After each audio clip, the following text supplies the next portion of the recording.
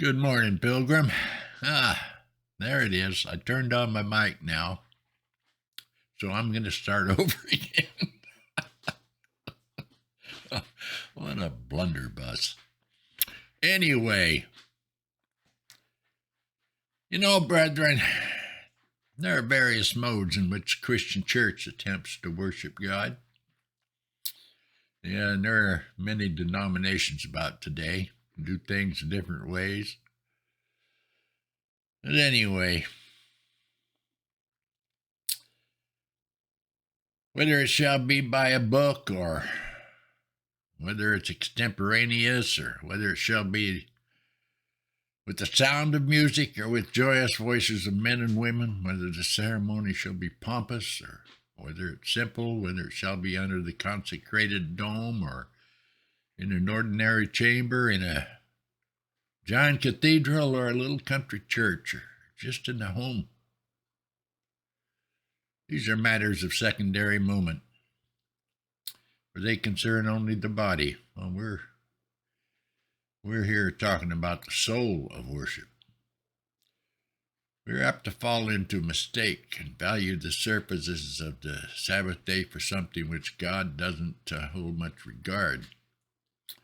For instance, in the singing of God's praises, it's well to have melody that we may sing with our understanding as well as with our spirit.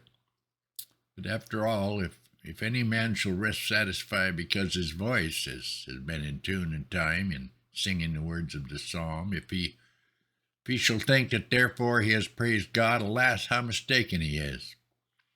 Or in the prayer, if he shall think that a certain fluency, a great use of words, of wordiness, and apparent reverence and propriety of expression are the only needful things, if he should forget that we are worshiping God, alas, what use is your prayer? We might as well have been silent, dumb. If in preaching our hearers shall regard merely the orthodoxy of the doctrine, or the eloquence, or the fitness of the style, alas, they've not worshipped God, because in all this they forget this question. Have you heard? Have you heard as unto God? Have you sung as unto God? Did you pray as unto God? For if not, though the sermon be orthodox, though the sermon be eloquent, though the singing be as the voice of many waters, as the angels, though the prayer go up to heaven and seem to be unexceptionable in expression, yet the worship is only vain. It's nothing, that's worthless, lacking holiness unto the Lord, since it is not done as unto God. And this is not really an offering unto him. Take that as a guide this morning, and I think I may speak home to your consciences. How many who frequent the house of prayer worship God carelessly? They sing, but with no more heart than if they were singing in their own houses some common ditty. The prayer is offered, and often that is the dullest part of the service, and their eyes are gazing about here and there. Or if the eyes of the head be shut, the eyes of their heart are open, wide open enough, looking not, however, to God, but to vanity, to nothing. But when the sermon is delivered, they care but little for its precious message. Or if they lend some attention, yet what a weariness it is. Oh, who wants to hear this? You see, in some congregations, nodding heads and eyes that are given to slumber. They think there is nothing particular in hearing the gospel. It's not important. They listen to the entreaty of God's ambassador as to a thrice-told tale. That's all. Were it an oration upon politics, they might be a great deal more enthusiastic, more interested than they are. And if it were anything which touched their personal property, they would be forward to catch every word. But as it is only about their souls, only about eternity, only about God, don't mean a thing. Now think ye that you thus coming up to God's house is acceptable in his sight. If you come thus, ye have not come to him.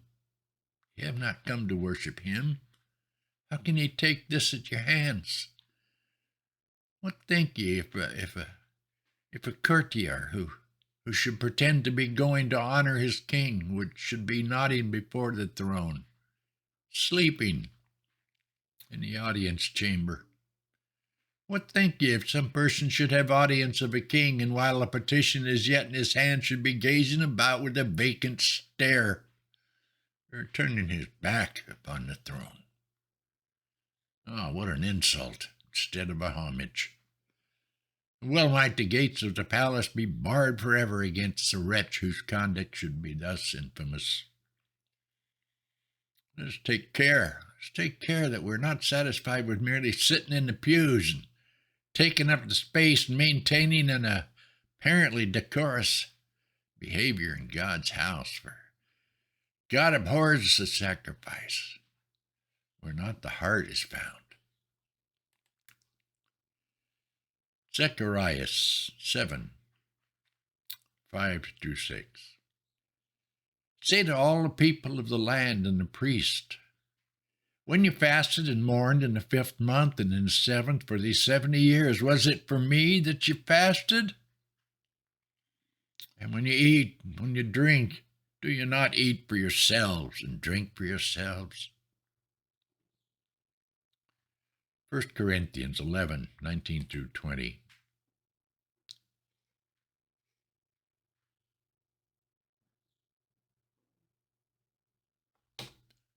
As soon as I find it here. And I believe it in part, for there must be factions among you, in order that those who are genuine among you may be recognized when you come together. It is not the Lord's Supper that you eat, for in eating each one goes ahead with his own meal. One goes hungry, another gets drunk. What? Do you not have houses to eat and drink in? Or do you despise the church of God and humiliate those who have nothing? What shall I say to you?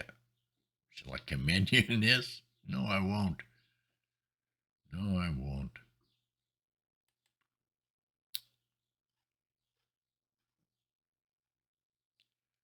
Romans 11, 36-12:1.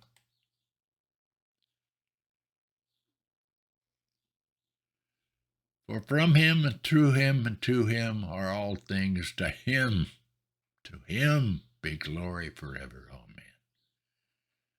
I appeal to you, therefore, brothers, by the mercies of God, to present your bodies as a living sacrifice, holy and acceptable to God, which is your spiritual worship. Don't be conformed to this world, but be transformed by the renewal of your mind, that by testing you may discern what is the will of God, what is good, acceptable, and perfect.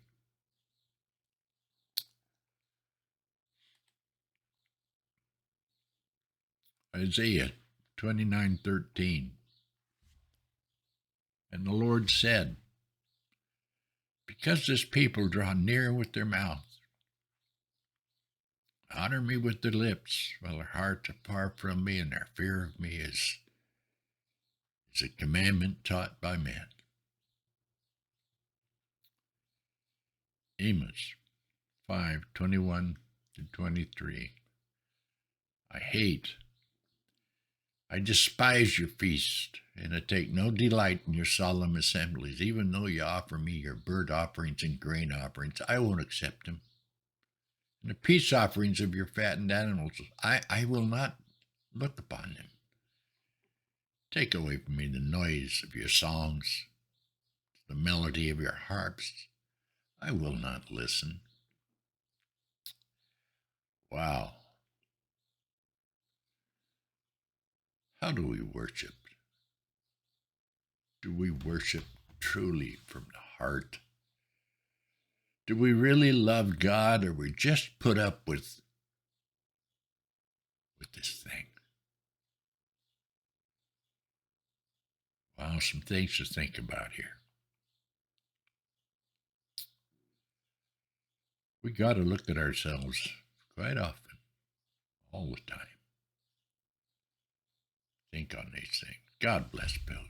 I'm sorry I've been so hard this morning. God bless. Have a blessed day with Jesus.